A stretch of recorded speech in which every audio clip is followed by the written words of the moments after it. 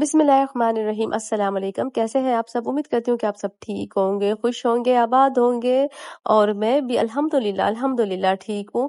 तो चलें जी, आज का व्लॉग स्टार्ट करते हैं। जी, आजकल है पढ़ाइयाँ बड़े ज़ोरों-शोर पे स्टार्ट हो चुकी हैं और बच्चे जो है ना बहुत ही ज़्यादा बिज़ी हैं। तो इस इत्ते में ये है कि बच्चों को ना बहुत ज़्यादा स्ट्रेस हो जाता है, बेचारे पढ़-पढ़ के ना एक ही माहौल में बहुत ज़्यादा तंग भी होने लग जाते हैं। तो इसके लिए ज़रूरी है कि आप उन्हें बाहर लेके जाएँ, थोड़ा आउटिंग कराएँ ताकि बच्चे भी फ्रेश हों, उनका थोड़ा-सा माइंड भी फ्रेश हो और वो फिर से तरोताज़ा होके पढ़ाई की तरफ मुतवज्जा हों। और ये ज़रूरी है कि उनको ना ब्रेक देना चाहिए, बाहर ले जाना चाहिए आउटिंग पे, थोड़ी-सी उनको ना फ्रेशनेस चाहिए। हम एकदम ही ना बच्चों को बहुत ज़्यादा स्ट्रेस दे देते हैं कि नहीं आपने पढ़ना है, आपने ये करना है, आपने बिल्कुल कहीं नहीं जाना, बस सिर्फ चिपक के रहना है किताबों से, तो ये भी गलत है। इनको थोड़ी-सी आउटिंग की ज़रूरत होती है ताकि वो थोड़ा-सा घूमें-फिरें, खाएँ-पिएँ, थोड़ा-सा फ्रेश हों और फिर वो दोबारा से अपनी स्टडी की तरफ मुतवज्जा हों तो बिल्कुल एक नए अंदाज से और एक नई फ्रेशनेस के साथ हों। तो इसी मकसद के लिए हम लोग भी आए थे बाहर ताकि हम बच्चों को थोड़ी-सी आउटिंग करवा लें। तो आउटिंग के साथ-साथ इनका जो खाना-पीना है वो भी थोड़ा-सा मनपसंद हो जाए, तो बाहर आ जाते हैं तो बच्चे जो है बाहर का थोड़ा-सा खा-पी लेते हैं तो थोड़ा हैप्पी भी हो जाते हैं। तो ख़ैर यहाँ पे हम लोगों ने कुछ ज़्यादा कुछ नहीं मँगवाया था, हल्का-फुल्का सा मँगवाया था। मखनी हांडी थी और मटन कढ़ाई थी और साथ में वही सिंपल से जो नान होते हैं इनके, बहुत ही कोई अच्छे नान हैं ये, गार्लिक नान, वो मँगवा लिए थे। पता है मैं तो ना ज़्यादातर अवॉइड ही करती हूँ कि जो जितने भी फ़ास्ट फ़ूड हैं उनसे दूर रहा जाए।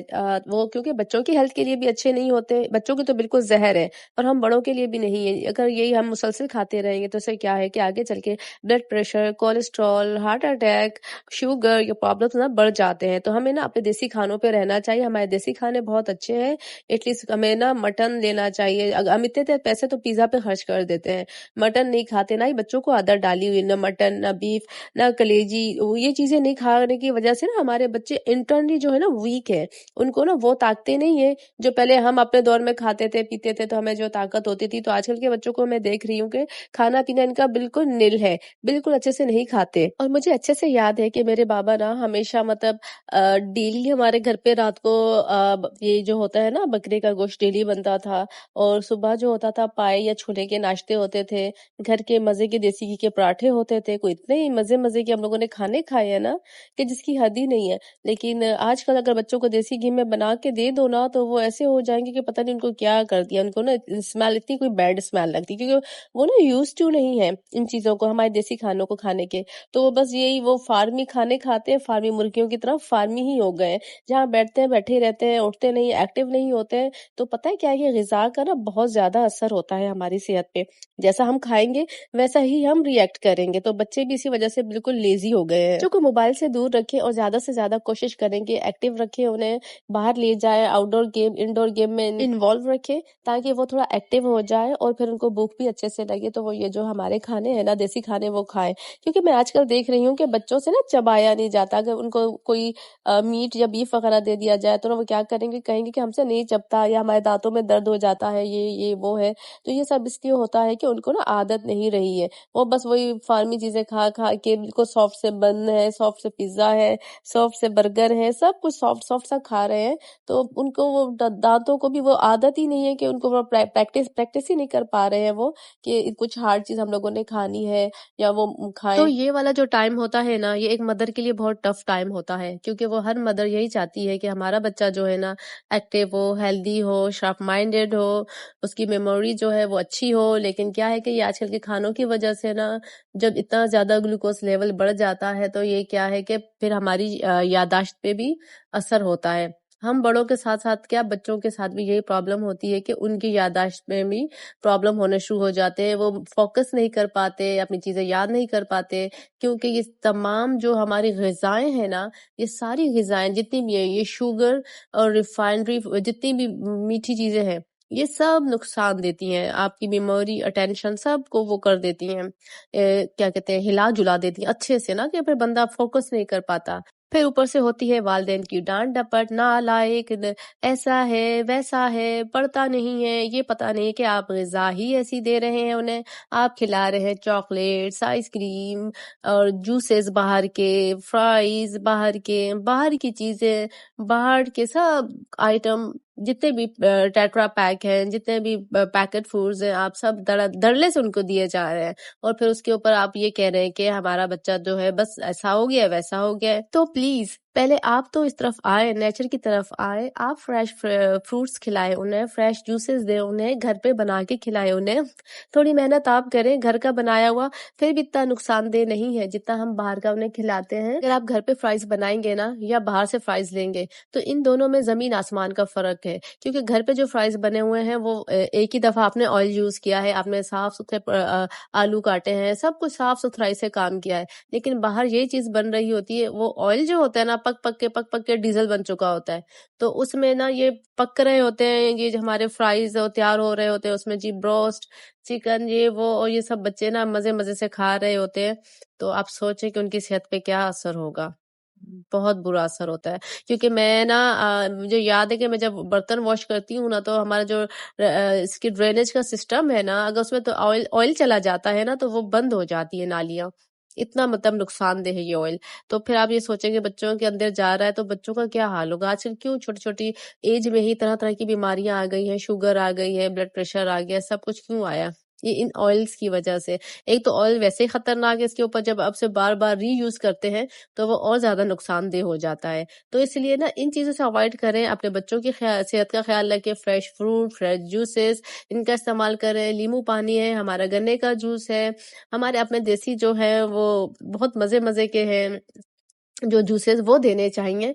ये नहीं है कि उन बेचारों को बस आपने ना वो फार्मी चूजा बना दिया जी, कोल्ड ड्रिंक पीनी है, बर्गर खाना है, फ्राइज खाने हैं, पिज्जा खाना है, तो बस वो फिर ना हो भी ऐसे ही जाते हैं बच्चे। अच्छा ये नहीं है कि सिर्फ बच्चों का, आपने अपनी सेहत का भी ख्याल रखना है। अगर आप हेल्दी और अच्छा खाना खाएंगे तो जाहिर सी बात है आपके बच्चे भी वही आपसे सीखेंगे और वही खाएंगे और उनको वही आदत पड़ेगी। अगर आप भी अनहेल्दी चीज खाएंगे तो फिर बच्चे भी ऐसे ही हो जाएंगे, वो भी आपको देख के आप ही की कॉपी करेंगे। अच्छा, और इस तरह के खानों का सबसे बड़ा नुकसान ये है कि आप में ना विटामिन सी की कमी हो जाती है, जिससे ये होता है कि आप डिप्रेशन का भी शिकार हो जाते हैं और साथ में फिर चिड़चिड़ापन भी आने लग जाता है। तो इसलिए अगर सही ग़िज़ा होगी, सही लाइफ़स्टाइल होगा, एक्सरसाइज़ होगी तो बंदा हेल्दी और सेफ रहता है। चलिए जी, तो हेल्दी खाने के साथ ही मैं आपको एक रेसिपी बता रही हूँ, वो है कीमा आलू मटर की। तो उसके लिए मैं सबसे पहले क्या कर रही हूँ कि मैंने ऑयल डाला है, मैं तो ऑलिव ऑयल ही यूज़ कर रही हूँ।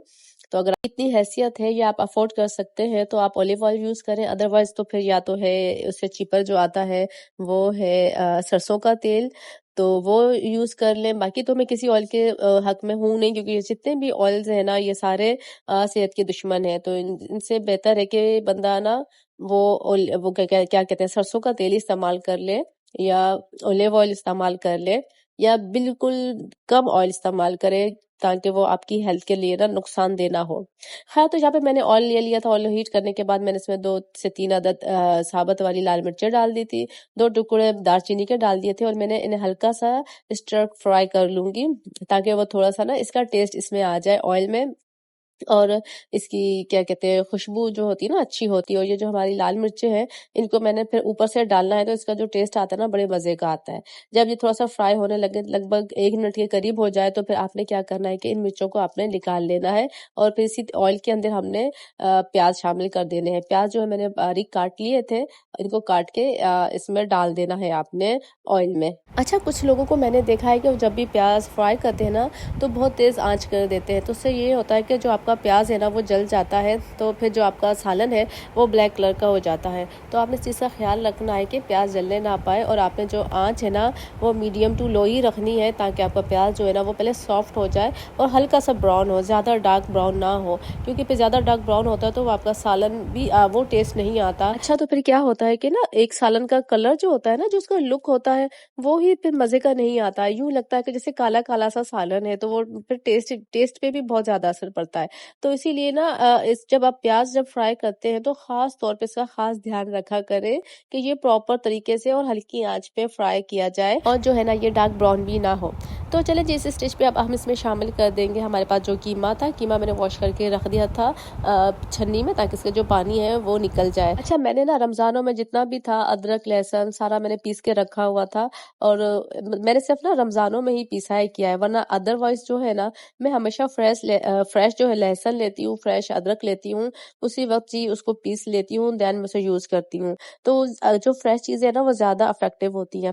तो ख़ैर ये मैंने पिसा हुआ जो अदरक लहसुन का था पेस्ट, ये मैंने अभी फ्रेश पीसा था, ये मैं इसमें ऐड कर देती हूँ और उसके साथ ही मैं इसे 1-2 मिनट की मज़ीद भुनाई कर लूँगी, ताकि ये थोड़ा-सा वो हो जाए, भुन जाए। जब ये कीमा जो है वो सफ़ेद होने लग जाएगा, तो इसमें हम ऐड कर देंगे टमाटर और हरी मिर्चें कटी हुई और साथ ही में हम इसमें डाल देंगे नमक और ड्राई पाउडर मसाले, जिनमें आ जाएगा जी हमारी हल्दी। ये हल्दी भी जो है ना ये मैंने घर में ही पीस के रखी हुई थी, तो ये भी आप अपने हिसाब से ले लें। मैं इसमें हाफ़ टी स्पून डाल देती हूँ, जीरा डाल देती हूँ, पिसा हुआ भुना हुआ घर पे सुर्ख मिर्च पाउडर डाल देती हूँ, कुटी मिर्च का पाउडर सॉरी कुटी मिर्च डाल देती हूँ और इसको अच्छे से फिर हम लोगों ने भून लेना है। अच्छा, इसको जब हम भूनेंगे ना तो इस वक़्त हमने इसकी थोड़ी-सी आँच बढ़ा देनी है और साथ में इसमें 2 चम्मच दही के भी ऐड कर देने हैं, क्योंकि फिर इसमें ना टमाटर और दही का पानी जो है ना वो निकलेगा, तो हमने इन्हीं पानी में इसकी भुनाई करनी है। अच्छा, पता है क्या है कि हम रोज़ाना ना बैठ के आधा घंटा या घंटा तो ये सोचने में लगा देते हैं कि आज क्या पकाना है, ये बच्चे नहीं खाएँगे, वो ससुर नहीं खाएगा, ये सास नहीं खाएँगी,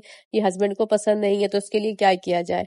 तो इसके लिए एक ऐसा काम करें कि जो सब खाएँ। इसके लिए ना आप यूँ क्या करें कि आप सबको बिठा के ना आपकी रज़ामंदी से एक जो है मील मेन्यू बना लें। उसमें ना आप पूरा वीकली जो भी आपने पकाना है वो सब मेंशन कर दें। जैसे कि किसी दिन एक दिन आपने दाल रखी, दूसरे दिन आप कीमा रख लें या गोश्त रख लें, एक दिन चिकन रख लें, एक दिन चावल रख लें, एक दिन जो है आपने फिश रखनी है, 1 से 2 दिन आप सब्जियों का रख लें। तो इस तरह से ये क्या होता है कि पूरे वीक का जो है ना मेन्यू तैयार होता है, तो आपको टेंशन नहीं होती है। इस मेन्यू को आप चिपका दें फ्रिज पे और जब भी आप आए जाएँ और आपको पता होगा कि आपने अगले दिन के लिए ये प्रिपरेशन करनी है, तो सब्ज़ी भी ईज़िली बंदा ले सकता है और बंदे का माइंड भी बना होता है। कभी दाल, कभी लोबिया, कभी क्या, कभी क्या। तो जिस तरह की भी आपकी फैमिली पसंद करती है, आप वो चीज़ें सब उसमें ऐड कर दें मेन्यू में। और पता है क्या-क्या है ना, मेन्यू भी ना महीने के बाद चेंज होना चाहिए। रिपीटली हर वीक एक ही चीज़ें खा-खा के ना इंसान जो है ना फेड अप हो जाता है। तो इसके लिए ये ज़रूरी है कि थोड़ा चेंज होना चाहिए। और मेन्यू चेंज करने से ये होता है कि आपकी जो ग़िज़ाइयत है ना, वो भी मिलती रहती है।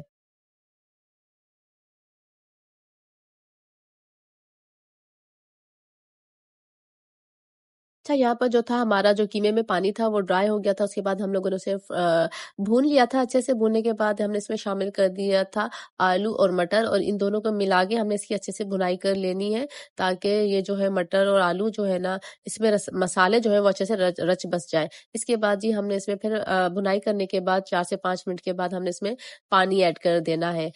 और पानी जो है ना आपने अंदाज़े से इतना ही ऐड करना है, यानी कि आधा गिलास या 1 गिलास। अगर आप शोरबा रखना चाहते हैं तो थोड़ा ज़्यादा रख लें। अगर आपने सिर्फ़ मटर, आलू थोड़ा-सा फ्राई-फ्राई रखना है तो आपने आधा गिलास जितना पानी रखना है, ताकि मटर और आलू उसमें गल जाए। जब आखिर में आप इसे पका लें टेस्ट, इसके बाद ना आप इसमें नमक ज़रूर टेस्ट कर लिया करें, क्योंकि मैं हमेशा मेरी आदत है कि मैं कम नमक डालती हूँ, क्योंकि नमक तेज़ हो जाता है तो फिर निकल नहीं सकता। तो ये देखें थोड़ा-सा नमक कम था, मैं इसमें ऐड कर रही हूँ और साथ में वो जो मैंने मिर्चें फ्राई करके रखी थी वो उसमें डाल दूँगी। ऊपर से गरम मसाला इसमें स्प्रिंकल कर दूँगी। तो ये जी हमारे तैयार हो गया सालन। तो आई होप कि आपको मेरा ये व्लॉग बहुत पसंद आया होगा। तो फिर इंशाल्लाह मिलेंगे एक नए व्लॉग में। तो तब तक के लिए अपनी दुआ में याद रखिएगा, अपना ख्याल रखिएगा। तो फिर मिलते हैं इंशाल्लाह ताला। सी यू नेक्स्ट टाइम। अल्लाह हाफ़िज़ और दुआ में ज़रूर याद रखिएगा।